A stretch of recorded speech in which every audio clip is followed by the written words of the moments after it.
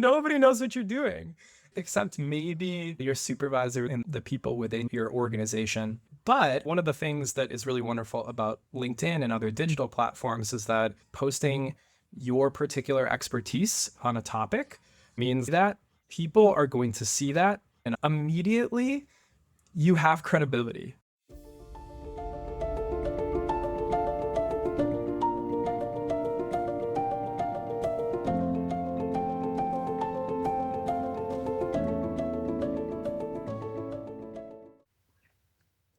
Hi, everyone. Welcome back to Social Media for Social Impact. Today's guest is someone many of you already know and love on LinkedIn, even if you've never met him in real life. Ben Precourt is often called the Boston social impact guy, and honestly, it fits. Ben has built a real community around social impact, living wage jobs, and volunteering in Boston. Week after week, he curates roles that actually pay enough to live, highlights nonprofits and for profits doing meaningful work, and uses social media in a way that feels generous, grounded, and genuinely helpful. What I love about Ben's work is that it's practical. It answers the questions so many people ask me all the time. How do I land a job in social impact? And how do I use social media to do that in a way that doesn't feel cringe or transactional? Ben, welcome to the show. Misha, it is so wonderful to be with you here today, and I'm looking forward to talking. Likewise. Ben, for listeners who may be new to your work, how did you become the Boston social impact guy? Was this intentional or did it evolve organically? Tell us a little bit about that journey. Nothing I do is intentional. Yeah, it did. It has evolved organically. And I've been in Boston for getting close to 5 years now, which is completely crazy. But while I've been here, one of the first things that I did was look for volunteering opportunities.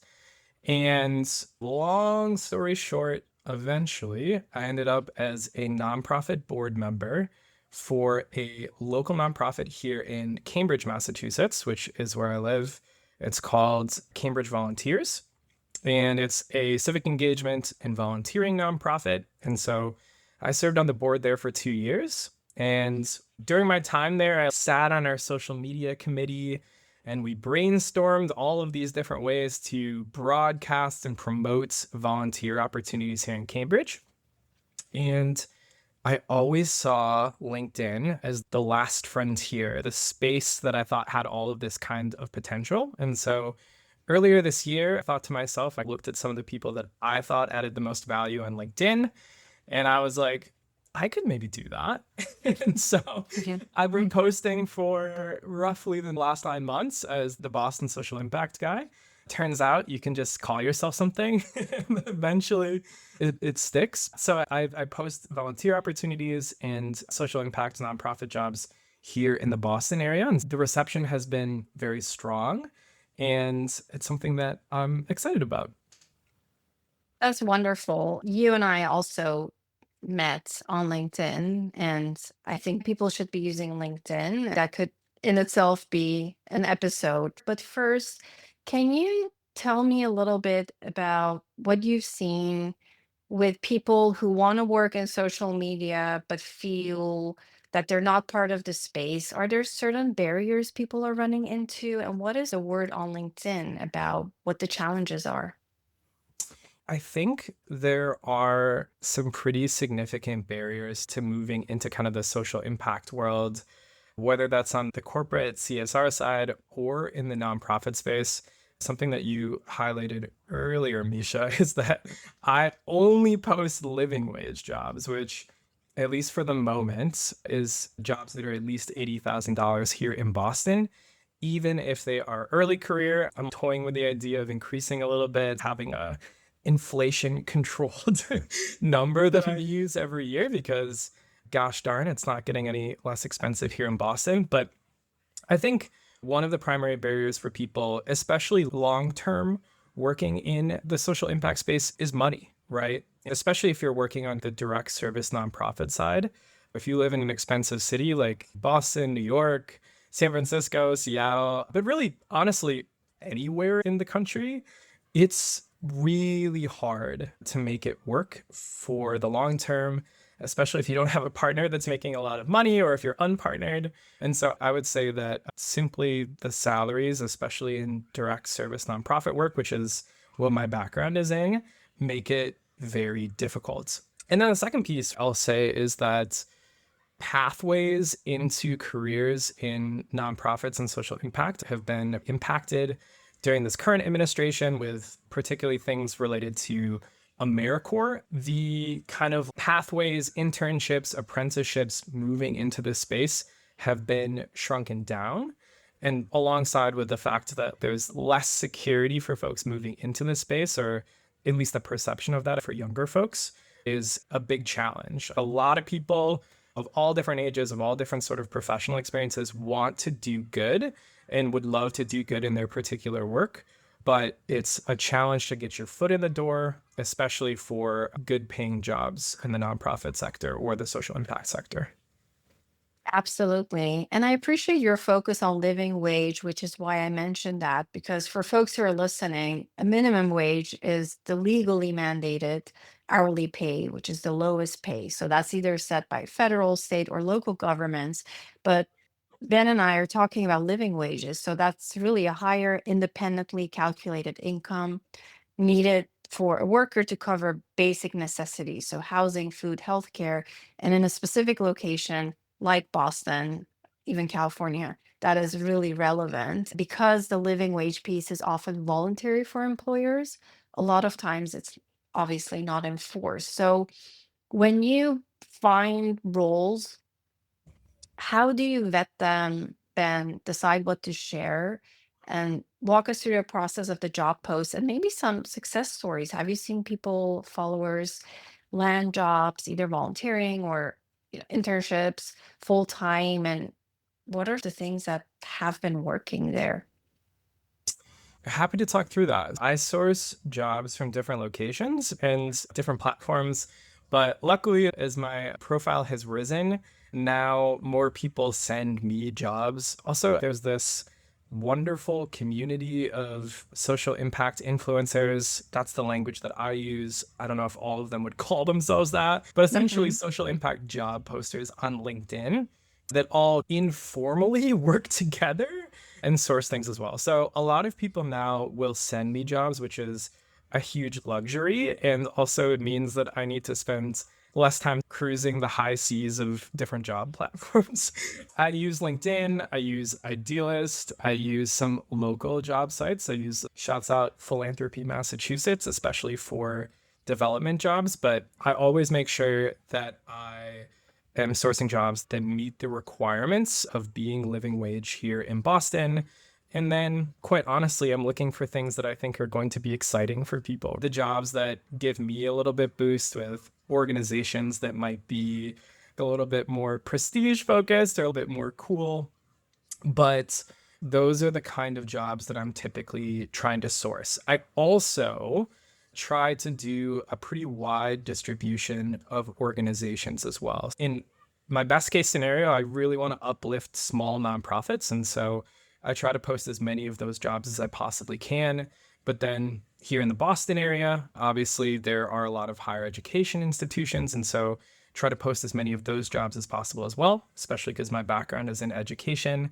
But then lots of corporate social responsibility, corporate volunteering jobs. So I really try to run the gamut on all of the different things that I post. That's awesome. I've also seen you spotlight volunteering just as much as paid work. Can you give us your opinion on how you see volunteering fitting into someone's long-term career path and even share with us how your personal journey took you from volunteering to where you are today? I've got a lot of thoughts about volunteering. And one of the things that I was thinking about in preparation for this podcast was how important volunteering is, particularly for a community like Boston, which has a lot of transplants. And about 50% of people that live in the Boston area are not originally from Boston. And that includes somebody like me. I'm originally from the Midwest, I'm from Wisconsin. And when I moved out here, especially as somebody that was interested in social impact and nonprofits, one of the first things I did was look for a volunteering opportunity. And I found a great one at an organization here called En Route, which works with immigrant youth here in Cambridge and Somerville on the north side of Boston. Mentored a young person for 3 years, which was absolutely fantastic. Shouts out to my guy Samuel. He's at Michigan State now. Especially if you're a new person to the Boston community, whether you're coming for graduate school, whether you're coming for a job, it's really hard to plug in. And that is not something that is just exclusive to Boston. If you're moving to any major city in America, it's hard to meet people, especially as an adult. And one of the best ways to meet people and feel more connected to your local community, not just for the short term, but for the long term, is volunteering, right? And so I was able to form a lot of connections. I have some good friends from my significant volunteering opportunities, as well as my board leadership. And I feel very lucky that I was able to do that. And I am a gigantic proponent of volunteering for folks that are looking to maybe pivot roles or are in between roles looking for a new job. I think, especially if you have a particular expertise, let's say that you're a finance person or you're a marketing person, gosh darn, nonprofits are looking for pro bono people all of the time. And especially in a world where it can be nerve wracking to have a gap on your resume, doing some pro bono work, doing some volunteering work in between jobs can be a huge boost, a huge boon to your job prospects. Also, it gets you in contact with other people in the community. Maybe it's the board of that nonprofit. They work for a firm or an organization that you might want to work for in the future. It's all about connections. It's all about relationships. Volunteering is a fantastic way to be connected to your community, and it has a long-term boost for your job prospects as well. I couldn't agree more. A lot of our listeners are either early or mid career and want to break into the space or pivot. I actually have quite some listeners who are not in the social impact space, but got pretty interested after listening to the podcast. So, one of the things I appreciate about everything you're sharing is you're also shining a light on how today's job market has shifted. So, a few years ago, you would think job platforms, there's your typical websites, let's apply for a job online. And nowadays, more and more, it's about who you know, who can refer you. So, I think we're dealing with this incredibly interesting but also challenging time of figuring out how do I position myself? How do I make sure I get in touch with the right folks? How do I create a social media presence, but then also find roles that align with what I'm doing? And at the same time, make sure you have all of the qualifications. So it is a huge task, but definitely something that I'm excited to unpack with you. If I were to ask you, how can someone use LinkedIn in a way that feels human and not salesy? And how did you get the confidence or courage to put yourself out there on LinkedIn and use it as a way to amplify yourself? It's a great question, Misha. And it's the strange thing to be a LinkedIn influencer. It's like the bottom of the barrel of influencing. No, I actually think the future, there's going to be a lot more of a focus on LinkedIn. And I freaking love the platform.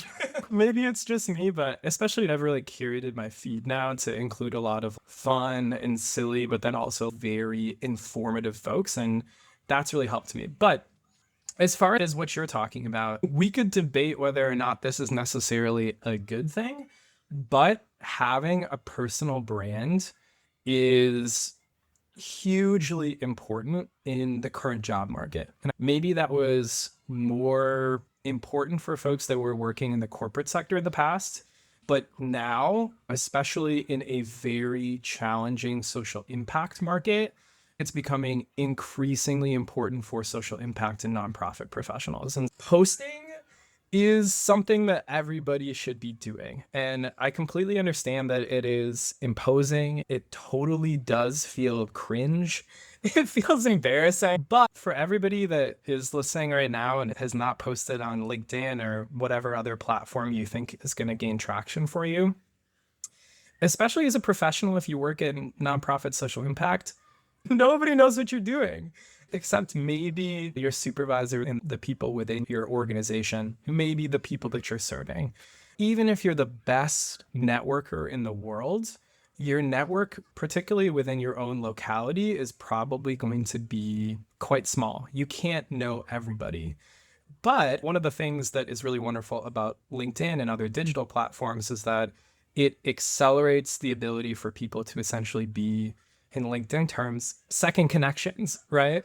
And so Mhm. people that are one connection away. And by posting, whether it is the work that you're doing as a nonprofit person, or if it's something like what I'm doing, posting jobs, posting volunteering opportunities, posting your particular expertise on a topic, people are going to see that immediately. You have credibility. I can't tell you how crazy it was for me. Networking is exhausting, and I probably only had a handful of networking conversations in maybe the 3 years previous to when I started posting on LinkedIn. And then as soon as I started posting, now I probably have at least 10 people per week asking me to network. And the barrier getting to that point can be so high. But if people are asking you, it's just so much easier to sit down with cool and interesting people instead of having to worry about, oh my gosh, if I ask this person, what if they don't respond? What if they say no? What if I get ghosted? So, anyway, I think long story short, even posting once a month, once a quarter about something cool that you've been doing in your particular work is going to get some eyeballs on your work. It'll remind people that you exist, it will introduce you to new people. And I think it will make finding a job or launching a project, launching a venture that much easier.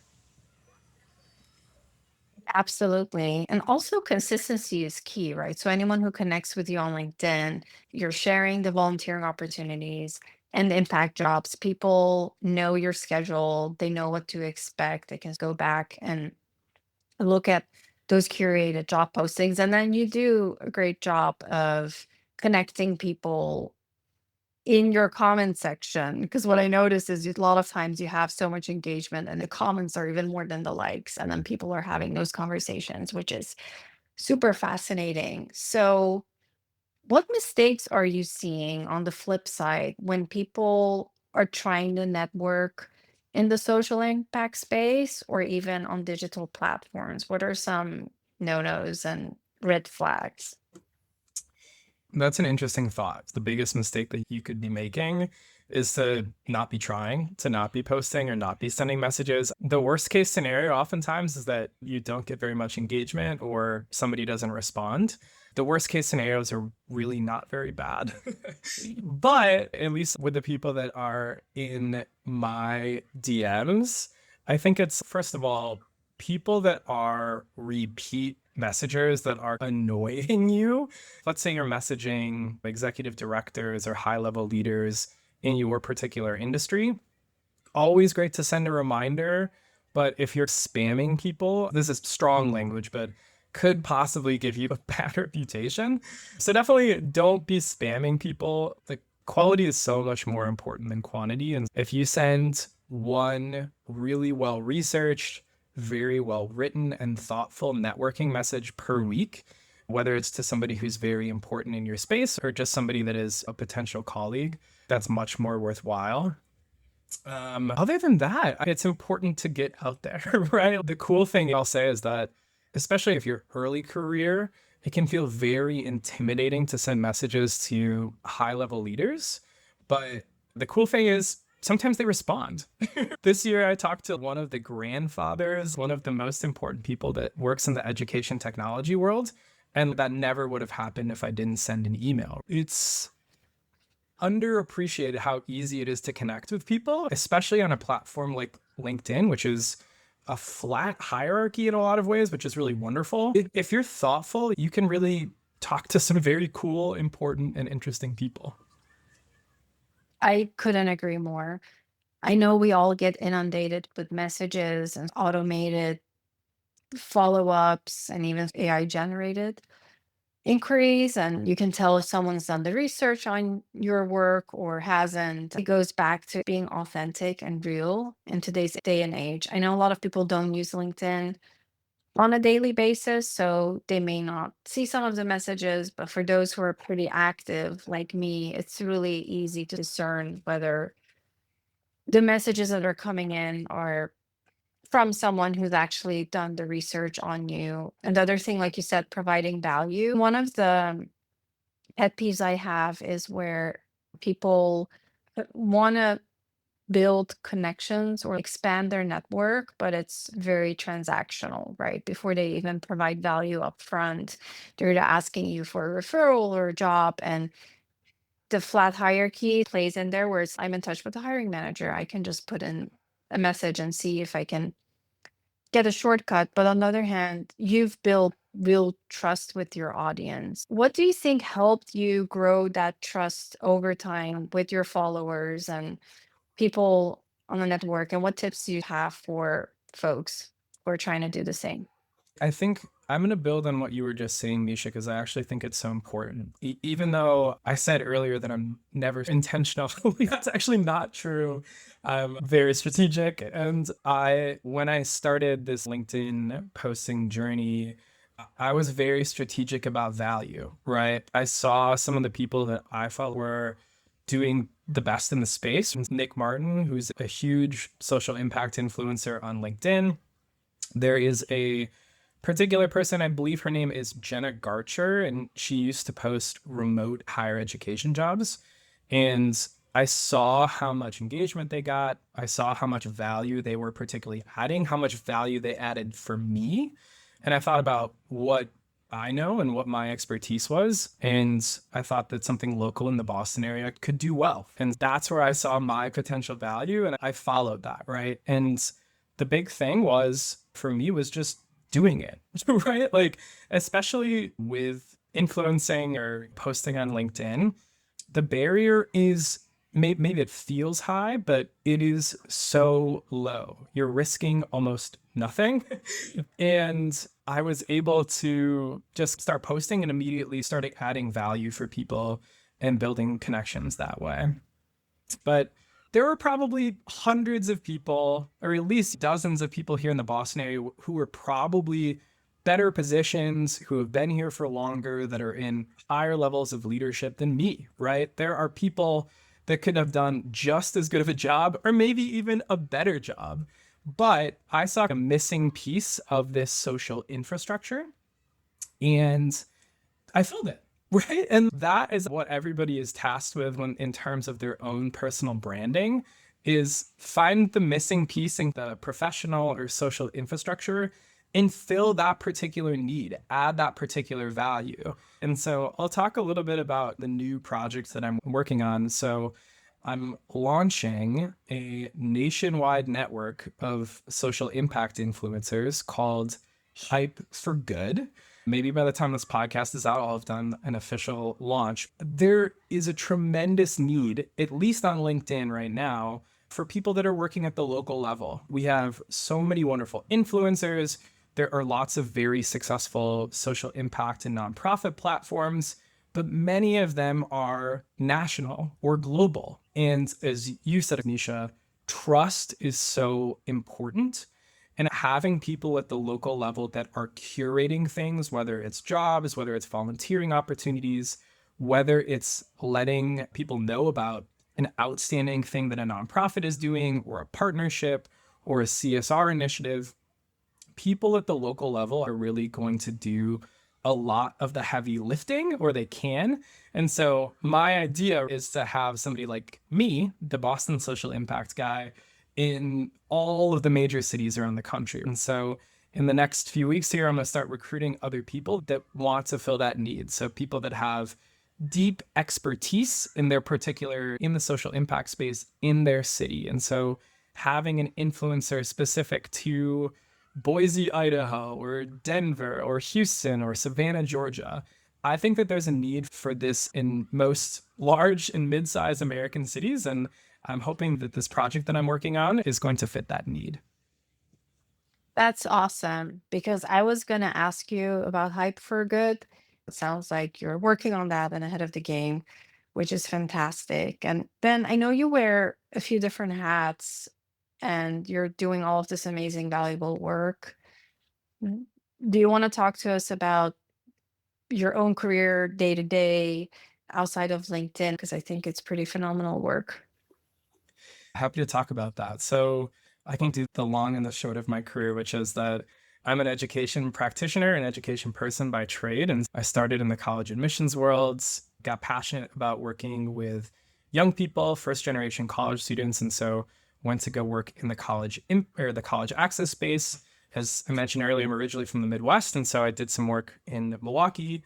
And then I had the privilege of starting a college access program in my hometown, which is a rural, small town, medium sized town in Wisconsin called Stevens Point. I went to grad school on a tremendous social impact fellowship that I recommend that everybody takes a look at called Trinity Fellows at Marquette University. It's a fully funded grad school fellowship. It's a fantastic opportunity. Studied education policy, and then came out to the Boston area to Cambridge to work at Harvard. I've been working in academic advising ever since. I worked at the education school and now work at the Kennedy School, which is our government school. I work on our access credential, which is called the public leadership credential, which is essentially designed to help folks upskill in public leadership and skills like how to use evidence, policy making, and moral leadership, skills that are highly relevant in today's world. And if anybody is interested in the public leadership credential, PLC, please let me know. I would be happy to talk about it with anybody as well. But that is the full trajectory of my career. As you said, I have worn many hats, and I'm not even mentioning all the hats. There's a fedora somewhere. I can't even think of any other hat types, but there's a lot of hats in some other places. But that's the straight and narrow part of my career. I love it. Looking ahead this year, what excites you most about where this community and this work and social impact could go? It has like a complete metamorphosis almost. I'm becoming a butterfly here on LinkedIn, and it's just been like a complete joy. Mostly because one of the great things about posting on LinkedIn is that I've got the chance to meet so many wonderful, high level, thoughtful, kind, and caring people. And I'm really looking forward to meeting a whole bunch of other people. And then the big thing that I'm working on is this Hype for Good project. And so it's really exciting, right? Like I have a good feeling about it. I think that I was correct in seeing the need that there was something here for the Boston area. And I really think that there is a need for this in other communities, and especially in a time where this sector is really struggling. The job market is really tough. I think that there is a huge need for social impact influencing, relationship building, and connection. And I have a lot of ideas of what Hype for Good could become in the future, but as of right now, I'm just going to focus on the finding more influencers in other local communities that can be a part of the network and boost one another. But I think that the community building piece and the relationship piece, I think, is going to be critical, not just this year, but hopefully moving forward as well. That's fantastic. You and I have talked about the social impact job market briefly, but what role do you think social media can play in making the job market more transparent and equitable? Because I know there are concerns about the current job market, and a lot of our listeners may be trying to land a job. So, what are your final words of wisdom on how to use social media? When you were talking about transparency, I think that's an interesting piece. And I think that as somebody that really cares about living wage jobs, I think that God willing, if I ever have enough power as an influencer, I would love to start commenting on posts that don't post salaries, right? And say, hey, what's the Mhm. salary for this position? Because I think that salary transparency continues to be one of the most important issues in the job market writ large, but then particularly in social impact and nonprofits, where sometimes the salaries are very different based on the organizations.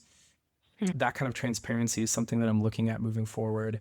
But in terms of recommendations, Start posting, start sending those scary messages to people. Think about where you can add value.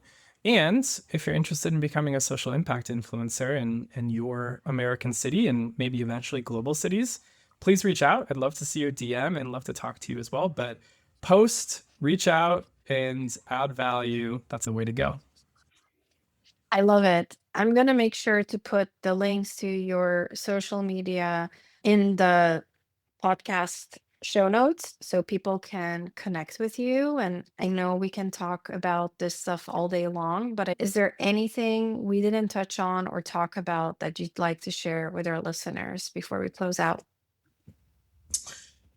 Oh gosh, Misha, I feel like there's a million, million and a half things. One thing I'll just very briefly say is that I'm very glad that we focused on kind of the individual, focusing on job search or volunteering, but I also have a lot of thoughts on how nonprofits and social impact organizations can show up on social media as well. And in tandem to what we're talking about, more nonprofits should have an employee produced content strategy where all of the people that are working at the nonprofit are posting about their work that they're doing in their community. I really believe that a lot of that posting would get a lot of engagement, and people don't know a lot about small nonprofits in a city like Boston or wherever you are. The more that you can broadcast the good work that you're doing is critical. And I think that I'm not seeing enough nonprofits doing that.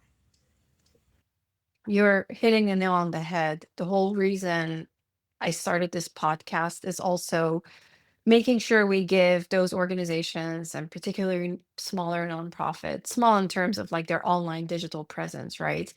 A voice. And I'm glad to have had some phenomenal nonprofit leaders in the first episodes. But I definitely want to talk about this with you offline. And maybe there is a part two with Ben coming up. So for listeners, let us know in the comments if you would like to have a part two with Ben, because I think there's a lot to unpack there. But for now, Ben, thank you so much. It's been wonderful connecting with you, hearing more about your work, and I certainly hope we stay connected.